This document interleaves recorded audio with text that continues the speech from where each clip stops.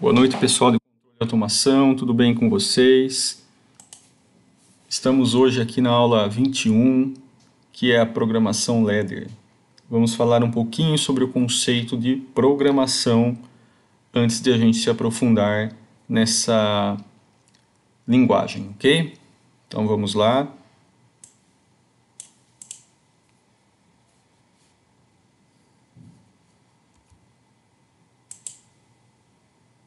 Temos aqui então, pessoal, algumas definições iniciais para o nosso tema de hoje, que é programação, né, de linguagem ladder, ok? Então, mesmo tendo sido a primeira linguagem, né, como a gente falou na aula passada, que é destinado, né, especificamente para a programação de PLCs ou CLPs, digamos assim, essa linguagem ela ainda se mantém, né, como uma das mais utilizadas, estando presente, né, praticamente em todos os CLPs disponíveis no mercado.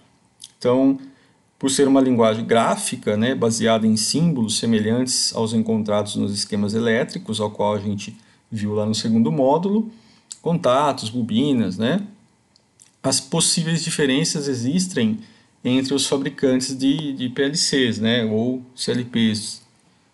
Quanto à representação das instruções, são facilmente assimiladas pelo usuário, como exemplificado na figura abaixo. Então, nós temos aqui, né, um contato NA. Então, essa é a apresentação gráfica, né, do contato NA na linguagem ladder. Então, a gente tem aqui também a representação do contato NF na linguagem ladder. Tá? Então, temos aí, né, uma facilidade no entendimento gráfico, digamos dessa forma. Ainda, né, em definições, a gente vai verificar aqui, né, num exemplo, o esquema conceitual de um sistema CLP. Ele mostra, né, na figura aqui ao lado, né, no caso, as entradas físicas, né, reais, que estão fixadas ao módulo de entrada, né, da esquerda. Então aqui, ó, input módulo são as entradas, tá? Reparem que aqui eu tenho um acionador externo, né, uma botoeira. Enquanto as saídas estão fixadas ao módulo de saída, à direita. Então, output aqui, saída, né? Então, aqui eu tenho, né, a minha saída, né, várias saídas, ó, 1, 2, 3, 4, 5, 6, 7, 8 saídas no nosso exemplo aqui, né? Tem um comum aqui, uma campainha, né? E a lógica, né, no centro, né, digamos assim, a gente vê a representação lógica que a CPU deve processar na linguagem ladder. Então, neste caso aqui, o input 1, tá? Input 1 é um interruptor normalmente aberto, aqui. Se ele for fechado, né, a output 1, a campainha é ligada.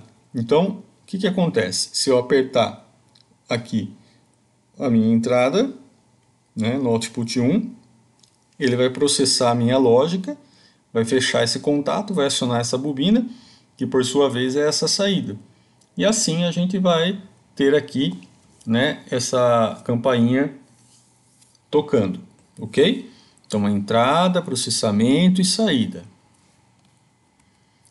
Bom, voltando a falar, né, para a gente memorizar, o nome ladder deve ser a representação da linguagem, né, se parecer com uma escada, ladder, né, na língua inglesa, na qual duas barras verticais paralelas são interligadas pela lógica de controle, formando degraus, né, que a gente chama de rungs da escada. Portanto, cada lógica de controle existente no programa de aplicação dá seu nome de rung, a qual é composta por colunas e linhas, conforme apresentado na figura a seguir, né, no próximo slide. A quantidade de colunas e linhas ou elementos e associações que cada rung pode conter é determinada pelo fabricante do CLP, né, ou PLC, podendo variar conforme a CPU utilizada. Em geral, este limite não representa uma preocupação ao usuário durante o desenvolvimento do programa de aplicação, pois os softwares de programação indicam se tal quantidade foi ultrapassada, por meio de erro durante a compilação do programa de aplicação. Ou seja, se eu fizer coisa errada, ele vai avisar que está errado ou que eu ultrapassei as linhas de programação. Cada fabricante vai indicar de uma determinada forma. Aqui tem as definições, do que a gente está falando aqui. Eu tenho a linha, olha só, eu tenho a linha 1, que é essa linha inteira, tem a linha 2, que é essa linha inteira, tem a linha 1 aqui embaixo, que é do final, no caso. Então eu tenho quantos rungs eu tenho? Eu tenho um rung aqui, que é um degrau, um outro rung aqui, no 2, que é o outro degrau. Aqui eu tenho a coluna 1, coluna 2, coluna 3, 4, E eu tenho aqui a minha coluna de saída, tá? Então ele é estruturado dessa forma, tá? Essa vai ser a telinha que o software vai mostrar para vocês. Bom, cada elemento, contato, bobina, por exemplo, da lógica de controle representa uma instrução de linguagem ladder sendo acoplada a um endereço específico e consumindo a quantidade determinada de memória, Word, disponível para o armazenamento do programa de aplicação, conforme a CPU, utilizada. O mesmo símbolo gráfico da linguagem ladder, contato normalmente aberto, por exemplo, pode ser representado, pode representar instruções diferentes, dependendo da localização na lógica de controle. A figura seguinte apresenta a equivalência entre o programa de aplicação e a linguagem ladder, e o mesmo programa em linguagem de listas de instruções, linguagem de máquina. Como pode ser visto, cada instrução utilizada na linguagem ladder ocupou apenas um endereço de memória, o que é verificado pelo incremento simples de endereço em linguagem de lista de instruções. Porém, há instruções que ocupam mais de um endereço de memória, conforme a CPU utilizada. Olha só, eu tenho aqui a minha linguagem ladder, eu tenho aqui o meu endereço, eu tenho aqui as instruções, o tipo de porta, e eu tenho aqui os operadores, os operadores seriam os meus contatos, digamos assim, e as minhas bobinas, tá? E aqui são as instruções. E aqui eu tenho uma instrução end, Aqui eu tenho uma instrução str, Eu tenho uma outra instrução que é a or, tenho uma outra instrução que é a a reversora, end nor, e tenho a saída que é o out. Tá? Então funciona dessa forma. A relação entre o símbolo gráfico da linguagem ladder e a instrução a ser executada pode ser verificada nos endereços 0 e 1 do programa em linguagem de lista de instruções. Neste caso, a representação em linguagem ladder para os elementos x0 e x2 são contatos normalmente abertos idênticos. Porém, a localização de cada uma lógica de controle determina instruções diferentes, ou seja, o contato normalmente aberto de x0 por iniciar o hang determina instruções store strx0 e o contato normalmente aberto de x2 como representação gráfica idêntica à de x0. Por estar em paralelo com x0, determina a instrução or x2. Esta característica da linguagem ladder normalmente facilita o desenvolvimento do programa de aplicação, uma vez que o usuário precisa certificar-se apenas se a associação desejada é aceita pela CPU utilizada, não se prendendo a instruções propriamente dita. Alguns conceitos básicos da programação em linguagem ladder. Os conceitos apresentados em seguida são necessários para o correto desenvolvimento dos programas de aplicação em linguagem ladder. Eles são aplicados a todos os PLCs ou CLPs, independente de fabricante e de recursos disponíveis na CPU utilizada. Instrução END. Todo programa em linguagem ladder deve ter uma instrução END, indicando o seu final. Trata-se de uma bobina e é classificada como instrução de controle de programa. É uma instrução incondicional, não admitindo qualquer tipo de elemento em sua lógica de controle, ou seja, ela fica sozinha no final da linha. Toda instrução localizada após a instrução END não será executada pelo programa de aplicação, ou seja, lá é o final mesmo, com exceção das instruções de interrupção, subrotinas e controles específicos, mensagem, por exemplo. A não existência de instruções END no programa de aplicação gera um erro fatal, fazendo com que a CPU não permaneça em modo de execução, que a gente chama de run.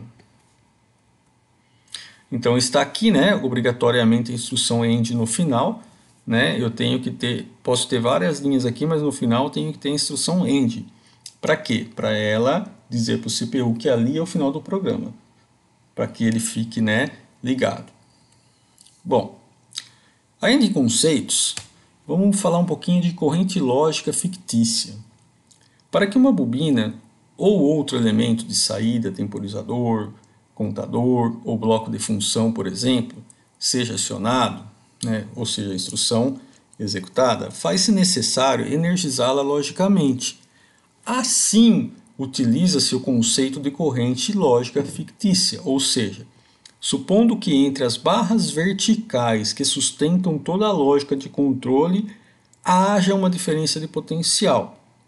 A barra da esquerda com o potencial positivo e a barra da direita com o potencial negativo, por exemplo. Haverá circulação de corrente da esquerda para a direita se a lógica de corrente der condições para tal. A este conceito dá-se o nome de corrente lógica fictícia. Olha só, aqui está o desenho, né? Ao ser acionado o X0, né, que é esse cara aqui, nossa botoeira aberta, permite o fluxo de corrente energizada na bobina. Então, se eu apertar X0, da esquerda para a direita, é a nossa corrente lógica fictícia que vai acionar a nossa bobina, que é a nossa saída Y0. Aqui as diferenças de potencial, né? Da direita positivo, da esquerda negativo. Na figura anterior, né, ou seja, na figura acima, pode-se observar que se o contato X0, normalmente aberto, estiver acionado, condição para que haja o fluxo de corrente entre as extremidades da lógica de corrente, a bobina Y0 será energizada, atuando tal saída, por meio da instrução OUT. Caso contrário, a bobina de Y0 não será energizada, não sendo submetida a uma DDP lógica, uma diferença de potencial lógica, mantendo a saída desligada. O sentido da corrente lógica fictícia é sempre e tão somente da esquerda para a direita, não existindo a possibilidade de fluxo em sentido contrário. No exemplo hipotético da figura ao lado, a bobina Y0 poderia ser acionada apenas por meio de X0, X1 ou X2. Então, está aqui, ó, X0, X1 ou X2. Ou X0, X3 e X4. Ou X5, né, e X4, devidamente acionados. Porém, nunca por meio de X5, X3, X1 e X2, mesmo que devidamente acionados. Então, essa é uma lógica que a gente simulou aqui para poder o entendimento do acionamento do nosso Y0. Interpretando, né, interpretação da lógica da corrente, como que funciona? A linguagem ladder permite o acionamento de vários elementos de saída, bobinas. Então eu tenho várias saídas aqui, eu posso acionar várias saídas. No caso aqui eu estou acionando 3 saídas. temporizadores, contadores e etc. Simultaneamente, por meio de uma mesma lógica de controle, ou seja, o meu único x0 estacionando as três ao mesmo tempo. A lógica de controle implementada apresenta a seguir determinada que, ao ser atuada a entrada x0, as saídas y0, y1 e y2 serão acionadas simultaneamente. Então, como eu disse, apertei x0, eu vou acionar y0, y1 e y2 ao mesmo tempo, ou seja, simultaneamente. É possível também implementar a lógica de controle utilizando derivações nas linhas, né, de um determinado range. A lógica de controle apresentada em seguida determina a saída y0 é acionada a partir da condição de entrada, x0 apenas, né, y0 igual a x0. A saída y1 é acionada a partir da condição das entradas x0 e x1, y11 igual a x0 vezes x2. E a saída y2 é acionada a partir da condição das entradas x0, x1 e x2, ou seja, y igual a x0 vezes x1 vezes x2. Com este recurso, evita-se a lógica de implementação de três lógicas de controle em três ranges distintos. Ou seja, né, fica mais fácil eu apresentar dessa forma. Eu pego aqui a condição de estar x0 ligado para poder acionar y0, mas não podendo acionar y1. Se eu quiser acionar o meu y1, tenho que estar com x0 acionado e x1 também acionado. E se eu quiser acionar o meu y2, eu tenho que estar com o meu x0 acionado, x1 acionado e o x2 acionado, porque eu estou usando uma mesma linha para o acionamento, né, de bobinas diferentes, ok? Bom, alguns CPUs podem apresentar restrições quanto à utilização desta forma de implementação lógica de controle. Por exemplo, as CPUs Automation Direct não permitem que, após a derivação, em qualquer linha da lógica de controle, haja outro elemento além das saídas controladas. Se isto ocorrer, haverá indicação de erro após a compilação do programa de aplicação. A figura ao lado, ela ilustra esta situação na qual a saída y0 é acionada a partir da condição da entrada x0 apenas. Então, reparem, eu tenho aqui o meu y0 sendo acionado através do x0 apenas, não de x1 e nem de x2. E a minha saída y1 que está aqui, ela é acionada a partir da condição das entradas x0 e x1. Então, o meu y1 só é acionado a partir de x0 e x1. E o meu y2 é acionado a partir de quem? De x0 e de x2. Então, x0 fechado, x2 fechado, eu aciono o meu y2. E o end, né, que é a finalização do programa. Bom, uma forma de interpretar esta mesma lógica de controle nas CPUs é apresentada, né, de tal restrição é ilustrada ao lado. Olha só, para evitar, né, a restrição, ó, x0, né, eu aciono y0. Como que eu faço para acionar o y1? Eu tenho que estar com x0 acionado e o x1 também. Como que eu faço para acionar o meu y2? Eu utilizo um outro, né, x0, que ele vai fechar aqui também, e eu aciono o meu x2. Também é uma forma da gente estar fazendo esse tipo de controle. A relação entre a condição do dispositivo de entrada, acionado ou não, e o elemento utilizado na lógica de controle, contato normalmente aberto ou contato normalmente fechado, pode causar certa confusão inicial ao usuário durante a implementação de programas de aplicação para PLCs. Normalmente, faz-se associação direta entre o elemento utilizado na lógica de controle e a condição do dispositivo de entrada, o que gera tal confusão. Ou seja, ao se deparar com um programa que tenha lógica de controle semelhante à apresentada abaixo, acredita-se inicialmente que a saída y0 está acionada quando a entrada x0 estiver aberta. Tal qual indica na linguagem ladder, a verdade é extremamente oposta a esta ideia, ou seja, a saída y0 só estará acionada quando a entrada x0 estiver fechada. Então reparem, nesta condição, a relação existe entre a condição dos dispositivos de entrada e o elemento utilizado na lógica de controle, que pode ser definida da seguinte maneira.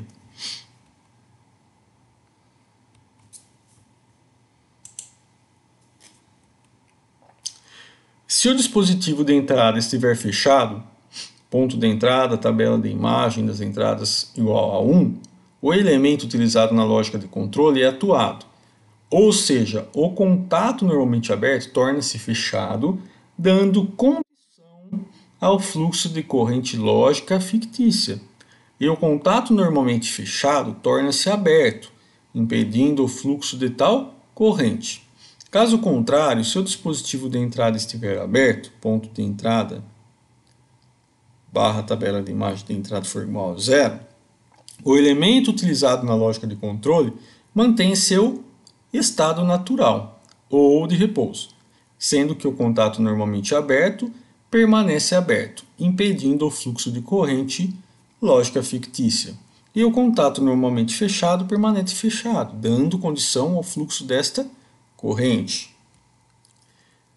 Esta é a definição resumida, da tabela abaixo. Então, se eu tenho aqui dispositivos de entrada, tá? Se eu tenho aqui um dispositivo normalmente aberto, na minha tabela de imagem de entrada vai estar o valor 0.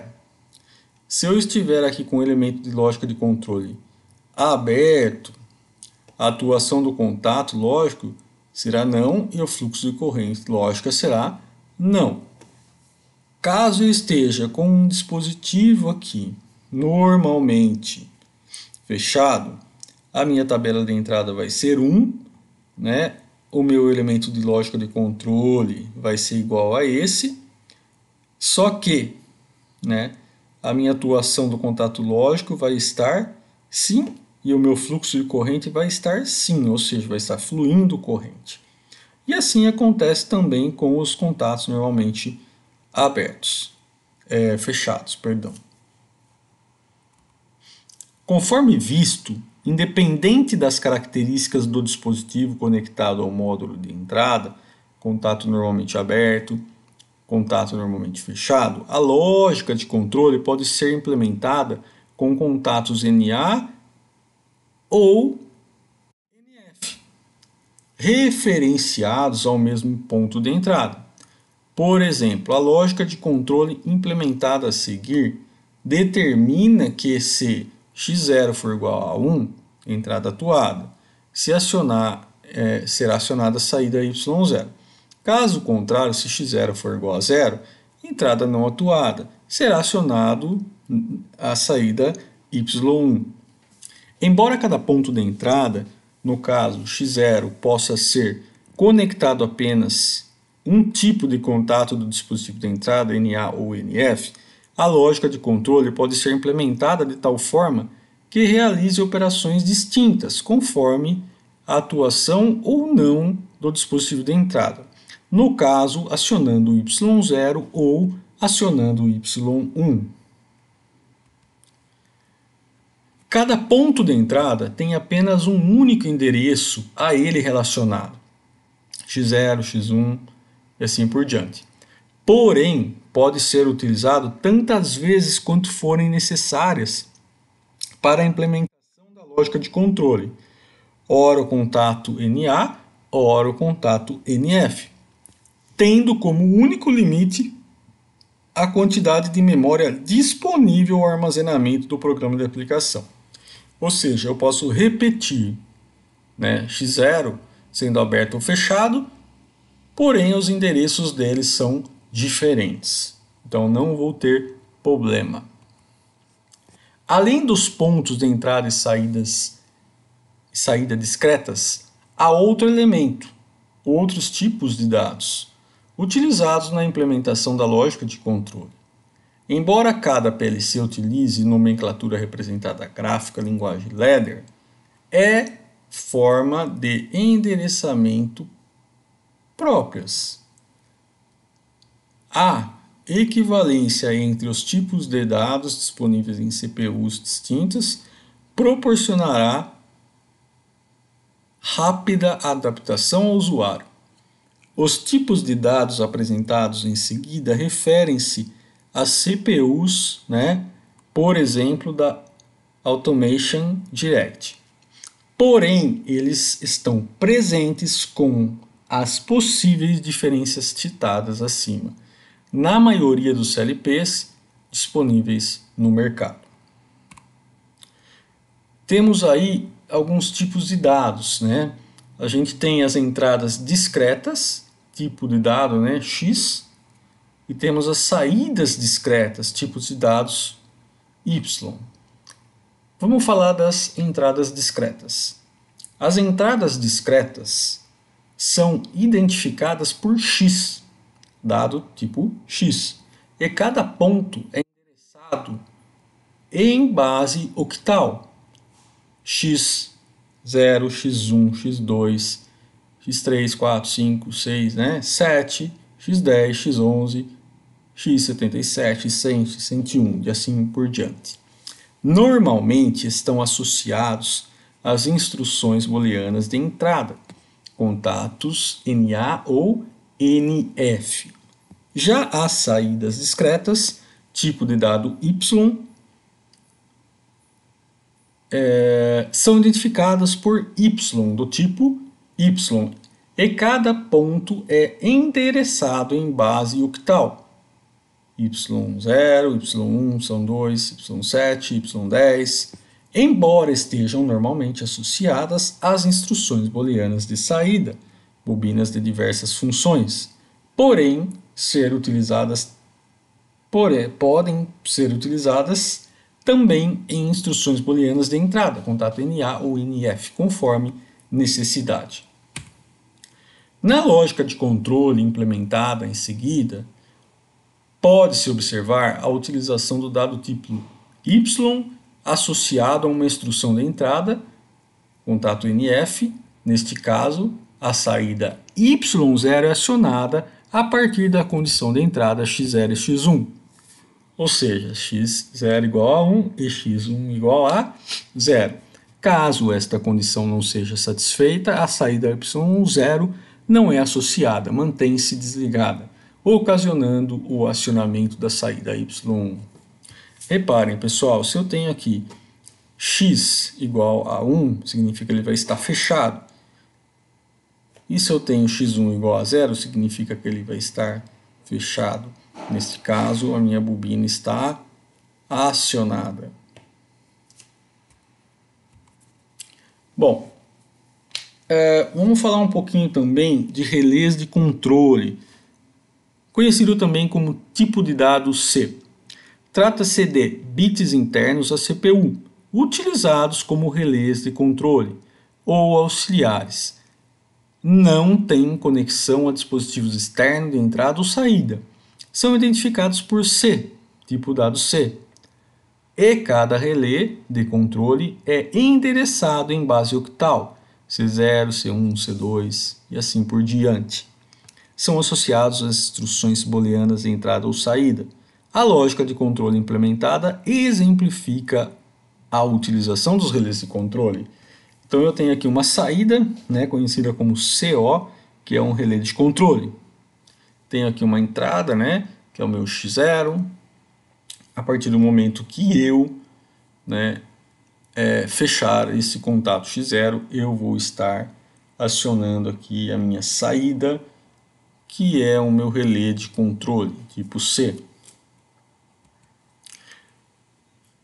Também é bom a gente dar uma olhadinha em temporizadores, os timers e bits de status, tipo de dado T. normalmente são utilizados para temporização de condições e ou eventos controlados pelo programa de aplicação. Cada temporizador é identificado por T, dado tipo T, e endereçado em base octal, T0, T1, T2, T3, T4 e assim por diante. Há um bit de status, bit de condição, relacionado a cada temporizador, como o mesmo endereço, o qual é ativado quando o valor atual do temporizador for igual ou superior ao valor de preset, valor pré-configurado. A razão do tipo de incremento de tempo depende do tipo de temporizador utilizado. Então, a partir do momento que a gente der um pulso aqui em x0, ele vai estar contando, né, o tempo que a gente determinou e habilitando a minha saída. Ok? Na lógica de controle implementada, né, na figura anterior, ao ser atuado a entrada x0, é iniciada a temporização de t0, o qual tem valor de preset fixo em 3 segundos. O temporizador apresentado possui incremento de tempo de 0,1 segundos, portanto, K30 equivale a 30 vezes 0,1 segundo. Ao ser atingido o valor de preset, é ativado o bit de status de T0, acionando a saída Y0. O bit de status de T0 permanece ativado até que o temporizador seja desativado, ou seja, C0 igual a 0. Valor atual de T0 igual a 0. Este bit pode ser associado a um contato NA ou NF conforme necessidade. Valor atual dos temporizadores. Tipo de dado VTA. Além de monitorar se o temporizador atingiu o valor de preset, por meio do bit de status, é possível ter acesso ao valor atual de cada temporizador durante a execução do programa de aplicação. Por meio de um endereço específico da tabela de dados, por exemplo, o endereço 0 ou V0, contém o valor atual de T0. O endereço 1 ou V1 contém o valor atual de T1, e assim sucessivamente. Estes endereços podem ser utilizados na implementação da lógica de controle, proporcionando flexibilidade no desenvolvimento do programa de aplicação. O software de programa da Authentication Directive, que é o Direct Software, permite que, em vez do endereçamento V0, V1, V2, seja utilizada uma representação mais apropriada, TA0 para T0, TA1 para T1, TA2 para T2 e assim por diante, como indicação do valor atual de cada temporizador. Na lógica de controle implementada adiante, ao ser atuado a entrada x0, é iniciada a temporização de TO. Ao atingir 1 segundo, a saída y é acionada. O valor atual de T0 é igual a K maior ou igual a K10. Ao atingir 2 segundos, a saída y1 é acionada. O valor atual de T0 maior ou igual a K20. E ao atingir 2 segundos, a saída y2 é acionada. O valor atual de T0 maior ou igual a K30. Ok? Você pode fazer uma configuração do temporizador. Então está aqui, né? Ao acionar Y0, eu vou estar acionando aqui o meu temporizador. Quando ele for, né, o meu endereço A aqui, quando ele for maior ou igual a K10, ele vai acionar o meu Y0. Maior ou igual a K20, Y1 maior ou igual a K30, Y2. Perfeito? Normalmente, são utilizados para a contagem de condições e ou eventos controlados pelo programa de aplicação. Cada contador é identificado por CT, dado tipo CT, e endereçado em base octal, CT0, CT1, CT2, CT3, e assim por diante. Há um bit de status, bit de condição, relacionado a cada contador, com o mesmo endereçamento, o qual é ativado quando o valor atual do contador for igual ou superior ao valor de preset, valor pré-configurado. Na lógica de controle implementada abaixo, a cada transição de 0 para 1, off, on, entrada x0, o valor atual de CTO é incrementado e uma unidade, a qual tem valor de preset fixo em 10. Ao ser atingido o valor de preset, que é o valor que eu configurei, é ativado um bit de status de CTO, acionando a saída Y0. O bit de status CTO permanece ativo até que o contador seja reiniciado, resetado, por meio de atuação da entrada x1, valor atual de CTO0 igual a 0.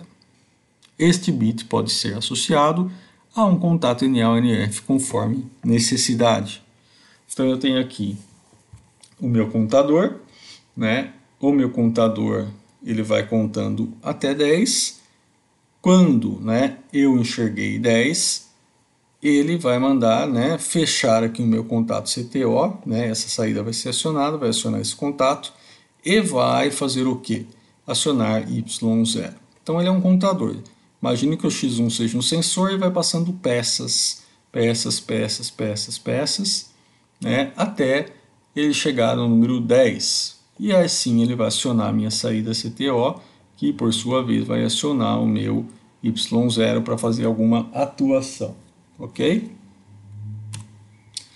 Bom, ainda aqui em valor atual dos contadores, né,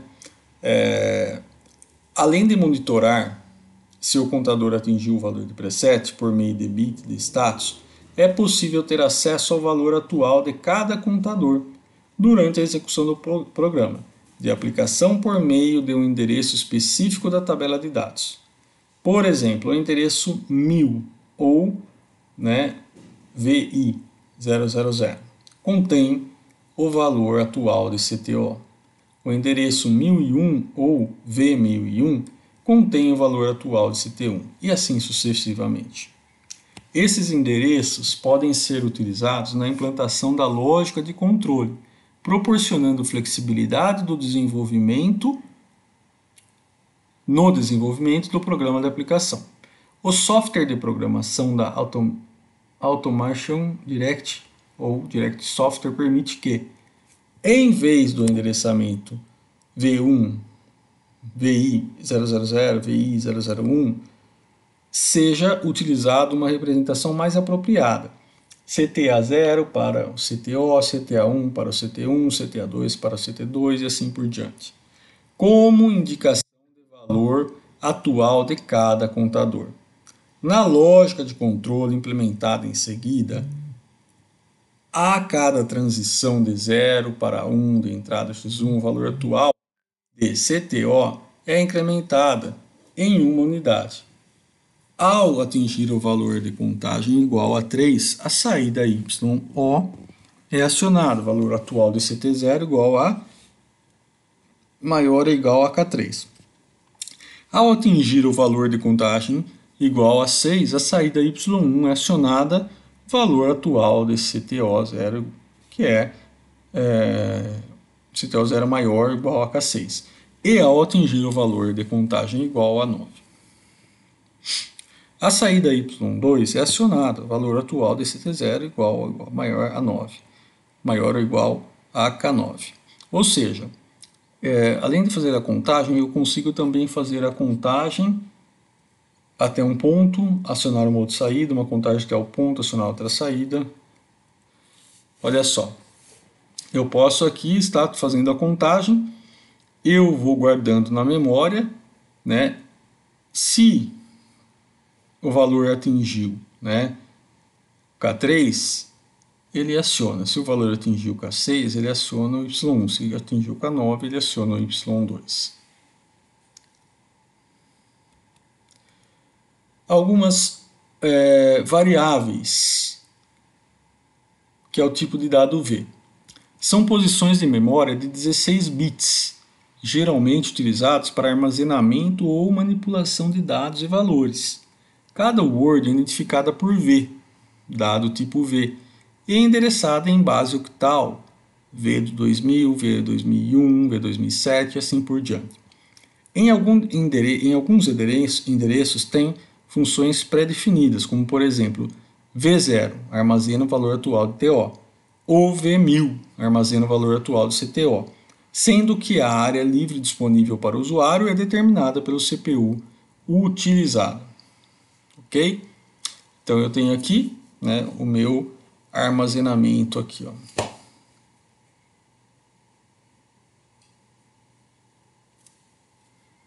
São as minhas variáveis words.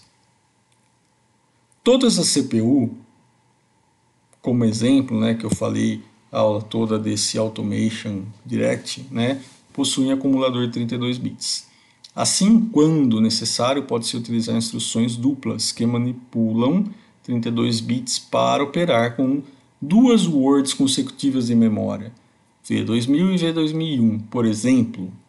Na lógica de controle implementada acima, ao ser atuada a entrada x0, o valor 1234 em formato BCDX, né, de hexa, é carregado no acumulador LD, load, e então enviado para o word V2000, que é a saída, o out.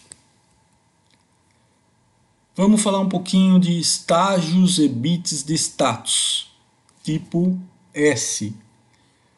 Os estágios são usados no desenvolvimento de programas de aplicação estruturados, permitindo a tradução da descrição realizada em SFC. Cada linguagem ladder, por meio de instruções RL, que é Relay Ladder Logic Plus, disponível na maioria dos CPUs Automation Direct, são identificados por meio de S, dados tipo 5, e endereçados em base octal, S1, S2, S3, né? Cada estágio representa um segmento de programa de aplicação e contém lógica de controle referente a este, que será executada apenas se o estágio estiver ativo. Caso contrário, a CPU salta para o próximo estágio que atenda esta condição. Há também um bit de status, bit de condição, relativo a cada estágio, com o mesmo endereço, que pode ser associado às instruções booleanas de entrada, para indicar se o estágio está ativo ou não, contatos NA ou NF, ou de saída para determinar o acionamento ou não do estágio de instruções de jump, set ou reset. A lógica de controle implementada nesta última figura determina que, ao iniciar a execução do programa de aplicação, mesmo que a entrada x1 seja atuada, x1 igual a 1, a saída y1 não será acionada, pois os estágios que contêm a lógica de controle S2 não está ativa. Neste momento, apenas o estágio inicial S0 estará e permanecerá ativo, até que a entrada x0 seja atuada, x0 igual a 1, dando condições de jump para o estágio S2, o que ocasiona a desativação de S0 e a ativação de S2, permitindo que a entrada Y1 acione a saída Y1. Então a gente tem estágios antes que não permitem, né, o acionamento mesmo que eu queira acioná-los. Falando um pouquinho de relés especiais, Special Relay, tipo de dado SP. Trata-se de bits internos à CPU com funções pré-determinadas pelo fabricante como indicação de status de acumulador de CPU, monitoramento do sistema, indicação de erros e base de tempo real. Por exemplo, são identificados por SP, dado do tipo SP endereçados em base octal e só podem ser associados às instruções booleanas de entrada, contato NA ou NF. A tabela a seguir apresenta alguns exemplos de relés especial. Por exemplo, o relé SP0, que é o primeiro scan, ativado apenas no primeiro scan do CPU, desativado nos demais scans. SP1, sempre on, ativado em todos os scans da CPU. SP2, sempre off, desativado em todos os scans da CPU. SP3, clock em 1 minuto, 30 segundos, on e 30 segundos off. SP4, clock 1 segundo, 0,5 segundos on, 0,5 segundos off. SP5, clock 100 milissegundos, 50 milissegundos on, 50 milissegundos off. SP6, clock 50 milissegundos, 25 on e 25 off. SP7, scans alternados, ativo em um scan e desativado no scan seguinte, alternadamente. Na lógica de controle implementada, ao ser atuada a entrada X0, a saída Y0 permanecerá acionada por 5 segundos e desligada por 5 segundos, tempo determinado por SP4. Perfeito? Então essa é a ideia. Eu tenho X0 para acionar, tenho um SP4 aqui. Aí eu vou lá na tabela, vejo o que serve, para que serve o SP4. 1 segundo, 0 segundo on, 0 segundo off. Então, quando eu apertar X0, vou ficar 0 segundo ligado e 0 segundo desligado. Todos os tipos de dados apresentados têm uma área de memória ou VMemory, reservada para este fim. A quantidade de cada um dos tipos de dados disponíveis depende da CPU utilizada, porém o endereço inicial dessas áreas, que a gente chama de mapeamento, é sempre o mesmo, conforme apresentado nas tabelas seguintes. Então aqui a gente tem, o endereçamento das entradas discretas, dados tipo X. Então a gente tem aqui relação de word vezes bit, vezes dados X. Então a gente tem aqui no endereço 15, X17, 37, 57, 77. No endereço 9, por exemplo, X11, X31, X51 e X71.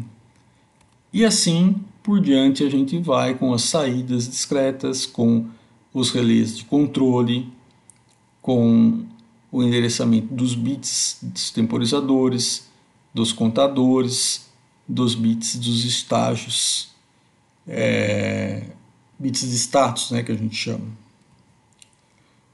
Os dados tipo TA, valor atual dos temporizadores, têm endereço inicial em V0, e os dados do tipo CTA, valor atual dos contadores, têm endereço inicial em V1000, conforme apresentado anteriormente.